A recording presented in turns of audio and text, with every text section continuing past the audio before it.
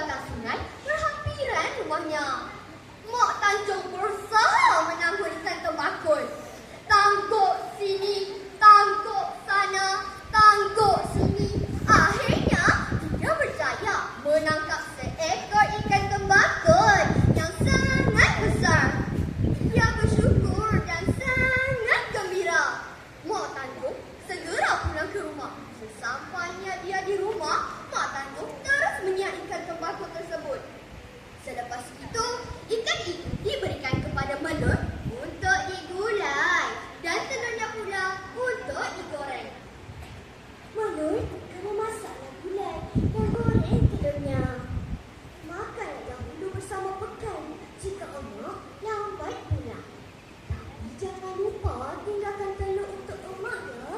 Pesan Mak Tanjung kepada Melur sebelum hendak ke hutan mencari akar kayu.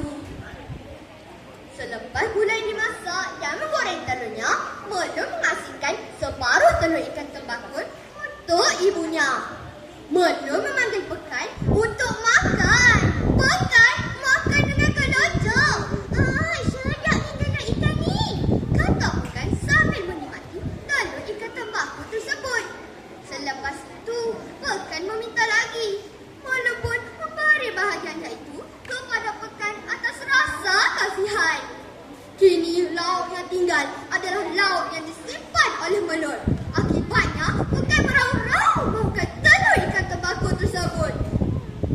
Tiba-tiba, Pekan berlari dan mencapai telur ikan tersebut yang disimpan di atas parang oleh Melur. Pulang Mak Tanjung dengan harapan telur tembakul dapat dimakan. Lapar dahaga tidak tertahan mencari rezeki jauh di hutan. Tidak lama kemudian, Mak Tanjung pun pulang dengan perut yang lapar mengharapkan lauk ikan tembakul tersebut. Dia pun mencari lauk ikan tersebut, tidak dijumpai olehnya. Melur memberitahu emaknya bahawa telur ikan tembakul tersebut telah habis dimakan oleh Pekan. Mak Tanjung sedih, terasa dirinya tidak dihargai. Selama ini, dia berkorban, berlapar, bersusah payah demi anak-anak. Kini, hari ini, hatinya benar-benar terluka. Mak Tanjung berjalan keluar rumah. Melur menjerit sambil menangis. "Emak, jangan tinggalkan kami." Pekan memeluk kaki ibunya. "Emak, Pekan janji Pekan tak buat lagi." Namun, Mak Tanjung berjalan menghampiri sebuah batu besar di hujung kampung sambil menjerit, "Batu belah, batu bertangguh. Tangkaplah aku, telanlah aku. Aku kampunan telur tembakul." Batu berpuaka itu bersuara dengan kuat. Melur dan Pekan segera mengajak emak mereka. Namun emak mereka telah ditelan. Mereka menangis di hadapan batu belah batu bertangkup.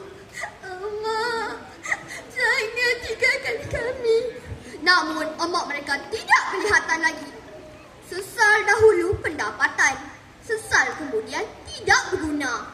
Janganlah mendahkai kepada kedua orang ibu bapa dan bersikap mementingkan diri sendiri.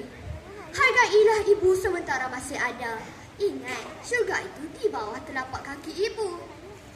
"Oh ibu, kau kasih sejati, ku taburkan doa untukmu ibu.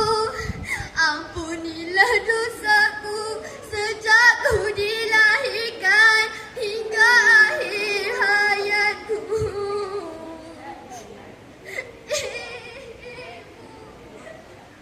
Kawan-kawan, semoga cerita saya ini menjadi pelajaran dan inspirasi untuk kita semua. Sekian, terima kasih.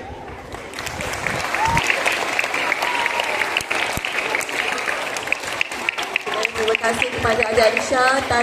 Tahniah diucapkan sekali lagi di atas kemenangan dan bakat yang sangat-sangat menyelah. Baik. Okey. Terima kasih kepada